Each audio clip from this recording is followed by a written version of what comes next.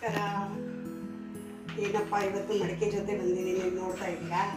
ಈಗ ಬಿಸಿಲುಗಾಲ ಬಂತಲ್ಲ, ಈಗ ರಾಗಿ ಹಿಟ್ಟನ್ನು ಪುಡಿ ಮಾಡಿ ಆ ಪುಡಿಯನ್ನು ರಾತ್ರಿನೇ ಮಡಿಕೆಯಲ್ಲೇ ನಾವು ಗಂಜಿಯನ್ನು ಮಾಡಿರೋದು. ಸ್ವಲ್ಪ ಜೀರಿಗೆ ಹಾಕಿ ಬೆಳಗ್ಗೆ ಅದು ಪ್ರೋಬಯೋಟಿಕ್ ಅನ್ನೋದು ಒಂದು 6 ಅವರಿಂದ 8 ಅವರ್ ಸೇರಿದಾಗ ಪ್ರೋಬಯೋಟಿಕ್ ಅಂಶ ಜಾಸ್ತಿ ಇರುತ್ತೆ.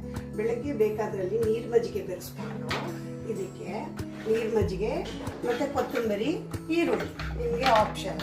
ಇದು ಏನಂತಾರೆ, ರಾಗಿ ಜಾವ ಅಂತಾರೆ, ರಾಗಿ ಗಂಜಿ ಅಂತಾರೆ.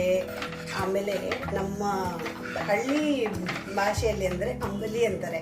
ಯಾವಾಗಲೂ ಅಷ್ಟೇ ಹೊಟ್ಟೆಗೆ ಬೆಳಗ್ಗೆ HCl ಫಾರಮ್ ಆಗಿರುತ್ತೆ ಹೊಟ್ಟೆಯಲ್ಲಿ. ಸೊ ಅದರಿಂದ ಬೆಳಗ್ಗೆ ಯಾವತ್ತೂ ಅಷ್ಟೇ ಡ್ರೈ ಆಗಿ ಹೊಟ್ಟೆಗೆ ಹಾಕಬಾರ್ದು. ಅದು ಗಂಜಿ ರೂಪದಲ್ಲಿ ಹಾಕೋಲ್ಲ. ಅಂದರೆ ನೀವು ಸ್ವಲ್ಪ ನೋಡಿ, ಪೆಪ್ಪರು, ಸ್ವಲ್ಪ ಜೀರಿಗೆ, ಮೆಣಸು ಪುಡಿ ಮೇಲೆ ಹಾಕ್ಕೊಳ್ತಿದ್ದೀನಿ, ಉಪ್ಪು ಸ್ವಲ್ಪ ಮಟ್ಟಿಗೆ ಹಾಕ್ತಿದ್ದೀನಿ. ಇದನ್ನು ಬೆರೆಸಿ ಕುಡಿಯೋದ್ರಿಂದ ದೇಹಕ್ಕೆ ತಂಪು ಸಿಗುತ್ತೆ.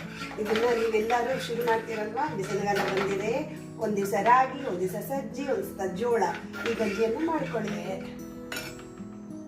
ಅಂಬಲಿ. ಥ್ಯಾಂಕ್ ಯು, ಧನ್ಯವಾದಗಳು.